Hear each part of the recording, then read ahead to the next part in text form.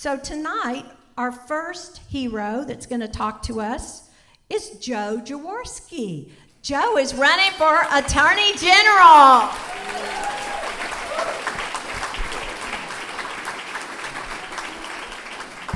Lake Travis Democrats, look at this turnout. I mean, I thought it was going to be the annual gala when I walked in. Seriously, there are counties that would kill to have this kind of turnout, and Travis County is a very special place, Doug. Thank you. And thank you, everybody who've put so much time and effort into organizing and mobilizing. I am Joe Jaworski. I am a third-generation Texas lawyer. I'm a former mayor of Galveston, Texas, and I'm the grandson of a Texan who prosecuted World War II Nazis. Right? Yeah.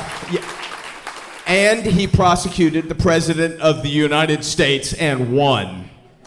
Right. His blood is my blood. And so hear me when I say, I am ready, I am unafraid, and I am running to be your Texas Attorney General.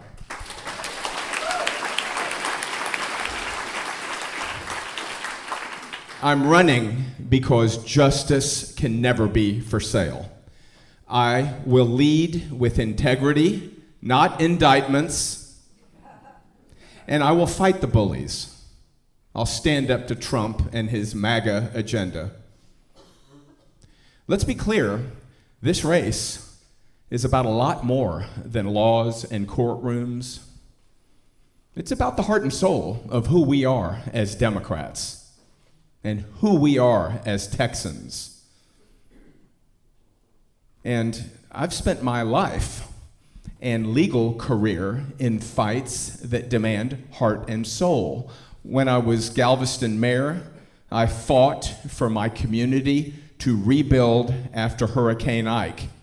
And when I was faced with racism and bullying from the property class that didn't want brown and black communities back in Galveston, I stood 10 toes down and faced them down and got the housing built.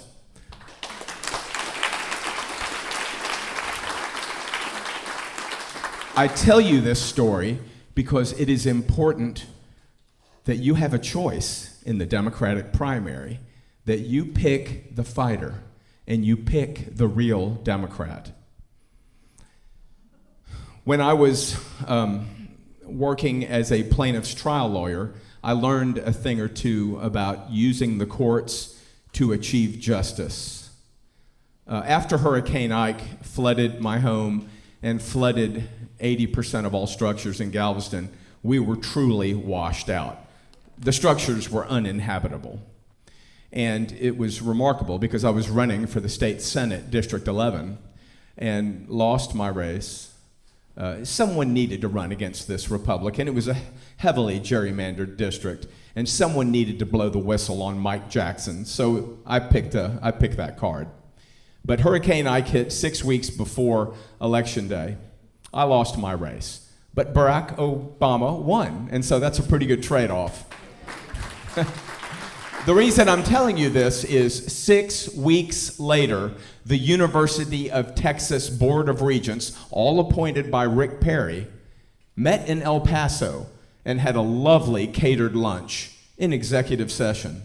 When they came out of executive session, about as far away from Galveston Island as you can be and still be in the state of Texas, they voted for Agenda Item 14C unanimously, which had the effect of firing 4,000 employees of the state's teaching hospital. Because Michael Dell had given a lot of money to the UT system to build a better medical school. And Galveston, you see, was an anachronism. There I was in my rent home, sitting in a robe, I don't mind telling you, seething about this, and so I started typing a lawsuit. I had 4 clients, and we sued the University of Texas system and every Perry-appointed regent individually. And I filed that suit in Galveston County because I wanted to see what a Galveston County jury would have to say about this. And one of the cool things about being on city council, I wasn't mayor yet, is that you get open meetings training, ironically, from the Texas Attorney General's office. And I learned a thing or two about the exceptions to the Open Meetings Act, and one of them is, yeah, you can go in executive session to talk about an employee matter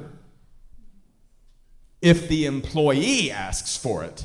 It is not an exception to shield the remorse of the deciding body. But that's exactly what the UT system did. They got some bad legal advice, and so I filed suit. Long story short, they hired the state's greatest commercial litigator, David Beck, to take me on. They filed a motion to transfer venue to Travis County, where certainly the UT system would get some home cooking. This was back in 2008. And it was a high-stakes hearing. I filled it with all my supporters, and we argued for over an hour. The judge, typically they say, I'll take this under advisement, y'all go home. Not Wayne Mallier, he began writing his order on the bench. It took him about 30 minutes. You could hear him scratching his paper with his pencil. And then, as we were looking at each other, just awkwardly waiting, he stacked his papers and said, I'm ready to rule. Judge Mallier kept the case in Galveston. He looked at me then and he said, Mr. Jaworski, what do you want to do? What is your next move? And I said, Your Honor, I'd like to take the deposition of every regent here in Galveston, Texas. At that point, the general counsel for the UT system, Barry Bergdorf, stood up and said, Your Honor, can we have a private meeting in chambers? And we settled the case in the month thereafter, rehiring the workers, saving University of Texas Medical Branch.